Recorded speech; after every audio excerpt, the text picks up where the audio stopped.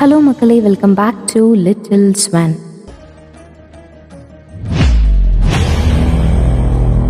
மதுரை என்றால் மல்லிகை. அதன் பிறகு மதுரைக்கு பெருமை சேர்ப்பது மீனாட்சி அம்மன் கோவில்.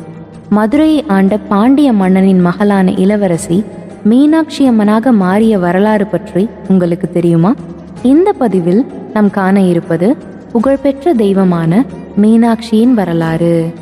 மதுரையை ஆண்டு வந்த மலையத்துவஜன் என்ற பாண்டிய மன்னனும் இவரது மனைவி காஞ்சனமாலையும் குழந்தை பாக்கியத்திற்காக பார்வதி பரமசிவனை வேண்டி யாகம் நடத்துகின்றனர்.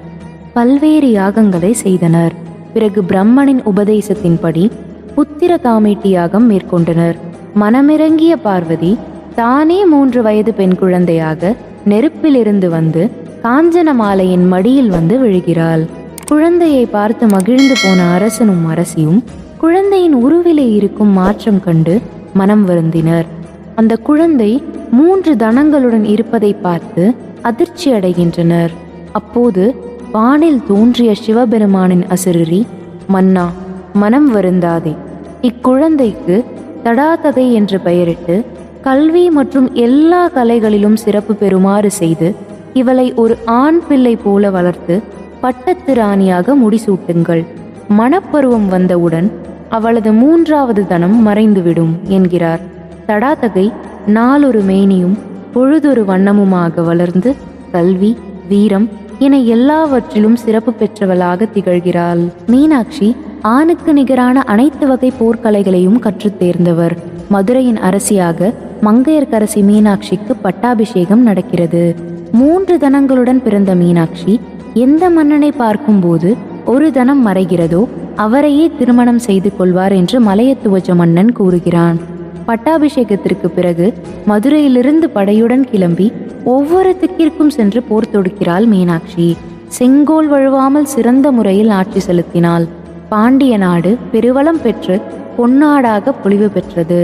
தடாதகை தன் நாட்டின் எல்லையை விரிவுபடுத்த எண்ணி பல குறுநில மன்னர்களின் மீது படையெடுத்து சென்று வென்றாள். பூமியில் உள்ள ஒவ்வொரு மன்னனையும் வெற்றி கொள்கிறாள்.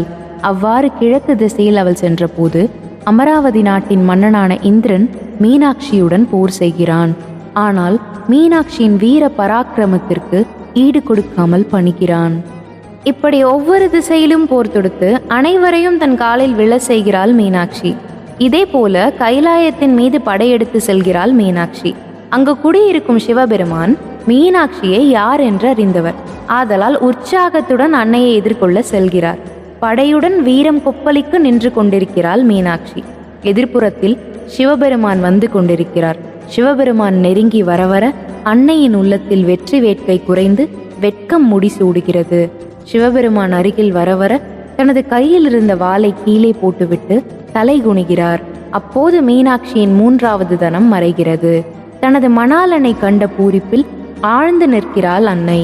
அச்சம், மடம், நாணம், பயிர்ப்பு என்ற 4 வகை நெறியில் நாணி தலை குனிந்தாள். அப்போது சிவபெருமான், அங்கையர்கண்ணியே, நீ என்று மதுரை எம்பதியை விட்டு படையுடன் கிளம்பினாயோ அன்றே நானும் உன்னை பின்தொடர ஆரம்பித்து விட்டேன். இன்றுதான் உன்னை நேரில் காண்கிறேன். இனிமேல் நீயே என் துணைவி என்று கூறவே அன்னையின் முகம் வெட்கத்தால் சூரியனைப் போல சிவந்தது. சிவபெருமான் மீனாட்சியிடம், நீ மதுரைக்கு செல். இன்றிலிருந்து வரும் 8ஆம் நாள் நான் அங்கு வந்து உன்னை மனம் புரிவேன் என்று கூறினார். அதன்படியே தடாதகை மதுரையை அடைந்து மகளிர் அட்டமங்கலத்தோடு எதிர்கொள்ள அரண்மனைக்குள் புகுந்தாள். இறைவனுக்கும் தடாதகைக்குமான திருமண நாள் குறித்து பல நாட்டு மன்னர்களுக்கும் ஓலை அனுப்பப்பட்டது. வீதிகளும் மாளிகைகளும் அலங்கரிக்கப்பட்டன. மீனாட்சி சுந்தரேஸ்வரரின் திருமணம் நடந்தபோது தேவர்கள், மகரிஷிகள், சித்தர்கள் என பலரும் மதுரைக்கு வந்தனர். மேலும் பல நாட்டு மன்னர்களும் திரண்டு வந்திருந்தனர். அன்றே அன்னையின் கரம் பிடித்தார் எம்பெருமான். பங்குனி உத்திர பெருநாளில் திருமணத்திற்குரிய நல்ல வேளையில் இறைவன் தடாதகையை மணந்தார். இவர்களில் வியாக்கிரபாதர், பதஞ்சலி ஆகிய மகரிஷிகளும் அடக்கம். திருமணத்திற்கு வந்தவர்களுக்கு விருந்து பரிமாறப்பட்டு கொண்டிருந்தது. வியாக்கிரபாதரும் பதஞ்சலியும் மட்டும் சாப்பிடவில்லை. இவ்விருவரும் சிதம்பரத்தில் நடராஜரின் நடனம் கண்டு உண்ணும் வழக்கமுடையவர்கள். அவர்களை மனம் வீட்டார் சாப்பிட அழைத்தனர். தாங்கள் சிவதாண்டவம் கண்ட பின்பே சாப்பிடுவோம் என்றனர் இருவரும். அதை கேட்ட சிவன் மகரிஷிகளுக்காக இங்கு ஆனந்த தாண்டவம் ஆடி காட்டினார். இதை பார்த்த பிறகே மகரிஷிகள் சாப்பிட்டனர். சிவபெருமான் சுந்தர பாண்டியன் என்னும் பெயருடன் மதுரையை ஆண்டு வந்தார். அதன் பின்பு முருகனின் அவதாரமாக வந்து தோன்றிய உக்கிரகுமாரன பாண்டியனுக்கு முடிசூட்டிவிட்டு மீனாட்சி சுந்தரேஸ்வரராக இறைவனடி வாயினர் என்பது இத்தல வரலாறு. மீன்களின் கண்கள் இமையில்லாமல் இரவு பகலும் விழித்து கொண்டிருப்பது போல தேவியும் கண்ணை இமைக்காமல் உயிர்களை காத்து வருகிறாள். கருவறையில் மீனாட்சி அம்மன் இரு திருக்கரங்களுடன் ஒரு கையில் கிளியுடன் செண்டு ஏந்தியபடி காட்சி தருகிறாள். ஆயக்கலைகளின் முழு வடிவாகிய கிளியை ஏந்தியபடி அன்னை மீனாட்சி நின்ற திருக்கோலத்தில் மதுரையிலே அருளாட்சி புரிகின்றாள். அவளிடம் கிளி இருக்க காரணம் என்ன? பக்தன் தன் கோரிக்கையை அம்மையிடம் சொல்கிறான். அதை கவனமாக கேட்கும் கிளி அவளிடம் அதை திரும்ப திரும்ப சொல்லி நினைவூட்டுகிறது. இதனால் நமது கோரிக்கை விரைவில் நிறைவேறுகிறது. ஒரு குடும்பத்தில் பெண்கள் கை ஓங்கி இருந்தால் அந்த வீட்டில் மீனாட்சி ஆட்சி நடக்கிறதா என்பது பேச்சு வழக்கில் உள்ளது. அந்த அளவுக்கு மீனாட்சி அம்மன் புகழ் இன்றளவும் கொடிகட்டி பறக்கிறது. தாய்மையின் பூரணத்துவம் பொங்கிடும் கண்களால் நம்மை எல்லாம் கடை தேற்றும் ஜெகன்மாதாவாக அவள் திகழ்கிறாள். ஒவ்வொரு நாளும் மீனாட்சி அம்மன் பல்வேறு திருக்கோலங்களில் அருள் பாலிப்பதாக ஐதீகம். மீனாட்சி அம்மன் சித்திரை திருவிழாவில் பட்டாபிஷேகம், திக்விஜயம், திருக்கல்யாணம், தேரோட்டம் ஆகிய வைபவங்கள் முக்கியத்துவம் பெறுகிறது. மதுரையை ஆட்சி செய்யும் மீனாட்சி அம்மன் அஷ்டதிக்கு பாலகர்களையும் வென்று அதன் பின் சிவனெதிரே நின்று அவரே தனது மணாளன் என அறிந்து மணந்து கொள்கிறாள். இந்த நிகழ்வு சித்திரை திருவிழாவில் நடக்கிறது. பின்னர் சுவாமியை எதிர்க்க செல்லும் போது அவர் தனக்கு கணவராக போகிறவர் என்பதை அறிந்து வெட்கத்தால் தலை குனிகிறாள். அப்பொழுது அம்பாள் இறைவனை சரணடைந்ததன் அடையாளமாக அவளது சப்பரத்தின் விளக்குகளை அணைத்து விடுகிறார்கள். அதன் பின்பு மீனாட்சி அம்மனை சுந்தரேஸ்வரருக்கு திருமணம் செய்து வைக்க நிச்சயதார்த்தம் செய்யப்படுகிறது. இதற்கென உள்ள முறைக்காரர்கள் பெண் வீட்டு சார்பில் அரிசி, பருப்பு, காய்கறி, பழம், தேங்காய், வெற்றிலை, பாக்கு, புடவை என சீர்பொருட்கள் கொண்டு வந்து தங்கள் வீட்டு பெண்ணாக மீனாட்சி அம்மனை பாவித்து திருமணம் செய்து வைக்க சம்மதிக்கின்றனர். அப்பொழுது சுவாமி அம்பாள் இருவரையும் அருகருகில் வைத்து தீபாராதனை நடத்தப்படுகிறது.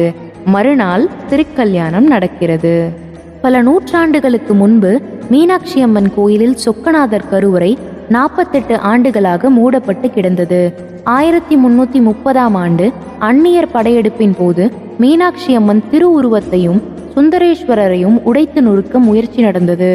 கோயில் ஸ்தானிகர்கள் கருவறையில் இருந்த சிவலிங்கத்தை மூடி அதன் மேல் கிளிக்கூண்டு ஒன்றை அமைத்து மணலை பரப்பிவிட்டனர். கருவறை வாசலை கற்சுவர் கொண்டு மூடிவிட்டனர். கருவறைக்கு முன்பு உள்ள அர்த்த மண்டபத்தில் வேறொரு சிவலிங்கத்தை அமைத்தனர். அந்நியர்கள் அந்த சிலைதான் சுந்தரேஸ்வரர் என நினைத்து அதை சிதைக்க முற்பட்டனர். சிதைக்கப்பட்ட அந்த சிவலிங்கமும் தற்பொழுது சுவாமி சன்னதியை ஒட்டி உள்ளது. சுந்தரேஸ்வரர் கருவறை 48 ஆண்டுகள் தொடர்ந்து அடைக்கப்பட்டு பூஜை இல்லாமல் இருந்தது. கம்பண்ணர் என்ற வீரர் அந்நியர்களை வென்று மீண்டும் கருவறையை திறக்க ஏற்பாடு செய்தார். அப்பொழுது 48 ஆண்டுகளுக்கு முன்பு பூசப்பட்ட சந்தனம் நறுமணம் வீசியது. சிவலிங்கத்தின் இரு பக்கமும் ஏற்றி வைக்கப்பட்ட வெள்ளி விளக்குகள் அணையாமல் எரிந்து கொண்டிருந்தது. இது அதிசயமாக கருதப்பட்டது. மேலும் மீனாட்சி அம்மன் கோவிலில் ஆயிரங்கால் மண்டபம் மிகவும் சிறப்பு பெற்றது. தமிழகத்தில் திருவண்ணாமலை, சிதம்பரம், திருவாரூர், திருவானைக்காவல், ஸ்ரீரங்கம், திருநெல்வேலி ஆகிய கோயில்களுடன் மதுரை மீனாட்சி அம்மன் கோயிலும் ஆயிரங்கால் மண்டபம் பெற்ற சிறப்புடையது. மதுரை மாநகரத்துக்கு பெருமை சேர்க்கும் வகையில் மீனாட்சி அம்மன் கோவில் திகழ்ந்து வருகிறது. நகரின் மைய பகுதியில் மிக பிரம்மாண்டமான கோபுரங்களுடன் கம்பீரமாக காட்சியளிக்கும் மீனாட்சி அம்மன் கோவில் உலக பிரசித்தி பெற்றதாகும். மிகப்பெரிய கோவிலாக கருதப்படும் இந்த கோவில் 1600 ஆண்டு கால பழமை வாய்ந்தது. தென்னிந்தியாவில் மட்டுமின்றி இந்தியாவில் உள்ள மிக முக்கியமான மற்றும் பழமையான கோவில்களில் ஒன்றாக விளங்குகிறது மதுரை மீனாட்சி அம்மன் கோவில். நாட்டில் உள்ள 51 சக்தி பீடங்களில் இதுவும் ஒன்று. தமிழகத்தில் உள்ள மிகப்பெரிய சிவாலயங்களில் ஒன்றாக திகழும் இந்த கோவிலில் மட்டுமே பெண் தெய்வத்திற்கு முதல் மரியாதை வழங்கப்படுகிறது. மீனாட்சி அம்மன் மதுரையில் பிறந்ததாக கருதப்படுவதால் அம்பாளின் சன்னதியே முதன்மையாக உள்ளது. அம்மனை வணங்கிய பின்பே சிவபெருமானை வணங்கும் மரபு கடைபிடிக்கப்படுகிறது. மீனாட்சி அம்மன் சிலை மரகதத்தால் ஆனது. பாண்டிய மன்னன் குலசேகர பாண்டியனின் கனவில் சிவபெருமான் வந்ததால் அவர் கடம்பவனம் என்ற காட்டை அழித்து மதுரை மாநகரையும் இந்த சிவசக்தி தலத்தையும் அமைத்ததாக கருதப்படுகிறது. கருணை பொழியும் கண்களுடன் அகிலமெல்லாம் அருள் பாலிக்கும் அன்னையை காண கண்கோடி வேண்டும். இவரை வணங்கினால் சகல ஐஸ்வர்யங்களும் கூடிய வாழ்க்கை அமையும் என்பது பக்தர்களின் நம்பிக்கை. உங்கள் அனைவரின் குடும்பத்திற்கும் மீனாட்சியின் அருள் முற்றிலுமாக கிடைக்க லிட்டில் ஸ்வான் ஸ்டோரி சார்பாக வேண்டிக் கொள்கிறேன். உங்களுக்கு மீனாட்சி அம்மன் எவ்வளோ பிடிக்கும்னு கமெண்ட்ல சொல்லுங்க. அது மட்டும் இல்லாமல் மீனாட்சினால் உங்களுக்கு நடந்த அதிசயத்தை கமெண்ட்ல ஷேர் பண்ணுங்க. பெஸ்ட் கமெண்ட் பின் செய்யப்படும். மேலும் இந்த மாதிரி வரலாற்று கதைகளுக்கு like, share and subscribe to little Swan.